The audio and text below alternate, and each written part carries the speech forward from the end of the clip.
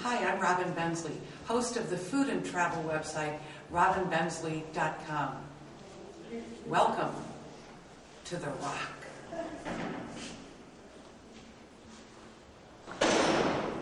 Well, if I can just make it home, I won't do wrong no more. Lord, I won't do wrong no more. It was not a prison meant to rehabilitate. It was meant to confine and to punish. One writer described it as a great garbage can into which every federal prison dumped its most rotten apples. Alcatraz, just off the coast of San Francisco, California, was at one time a U.S. fort, an Indian war camp, and a military prison. But it is most known as the notorious federal prison that opened in the 1930s and housed Scarface Al Capone, Machine Gun Kelly, and Robert Stroud, the Birdman of Alcatraz. After a quick stop at the Welcome Center, convicts started their new life in a 5 by 9 foot cell.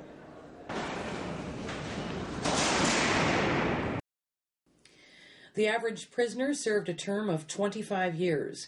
He read about 70 books a year, watched 4 Hollywood movies a year, and the favorite movie star was Shirley Temple. The day began with the 6:30 morning gong when prisoners had 20 minutes to wash and dress. Then came the first head count of the day, followed by 20 minutes for breakfast, typically rolls, cereal, and coffee. Then all eating utensils had to be accounted for. After another head count, they were released for work duties such as laundry and machine shop. A favorite job was in the bakery.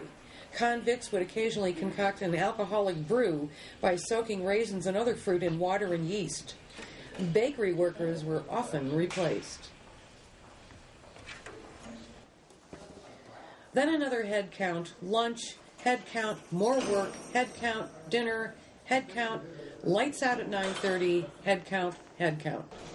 One form of unintentional torture was the small window where they could get a teasing glimpse of freedom. On Sundays, they were allowed 2 hours for chapel and recreation like shuffleboard and basketball. This was known as the hole. Complete isolation, complete darkness, and minimal food. For a number of years, prisoners were not allowed to speak at any time. Al Capone was a compulsive talker, and when he was first caught chatting with another prisoner, was sent to solitary in the dungeon for 10 days in the dark with only bread and water. He got out, talked about it, got put back in, got out, talked again, did another 10 days, and after that was cured of talking. Capone was considered the king of the Chicago underworld, pulling in about $20 million a year for himself in the early 1930s. After a couple of years on the Rock, he was sick, confused, and rumored to be insane. He was eventually released to his wife and died in 1947 at the age of 48. The Birdman of Alcatraz never actually had any birds there. It was at Leavenworth where Robert Stroud raised canaries and became an expert on bird disease. He was transferred to Alcatraz after stabbing a prison guard to death with an ice pick. He was always in trouble and spent 17 years in solitary. Between his time at Leavenworth and Alcatraz, he spent a total of 40 years of his life in solitary confinement, more than any other prisoner in history.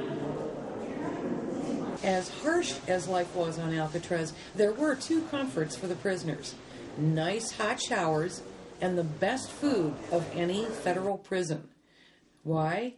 Well, hot showers so the prisoners couldn't condition themselves in the cold water to try and swim to freedom. And while other federal prisons limited food intake to about 2,100 calories a day, the Rock averaged 3,500. Some gained up to 40 pounds while in prison.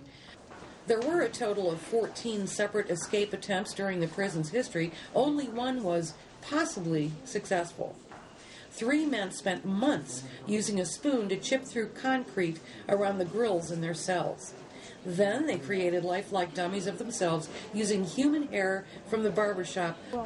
They sailed off in an inflatable rubber raft made from pieces of raincoats and were never heard from again. Walking the halls of Alcatraz guarantees goosebumps, puts the imagination in full gear, and makes you not want to get so much as a parking ticket for a long, long time. Well, I wonder will I ever get back home. Hey, hey.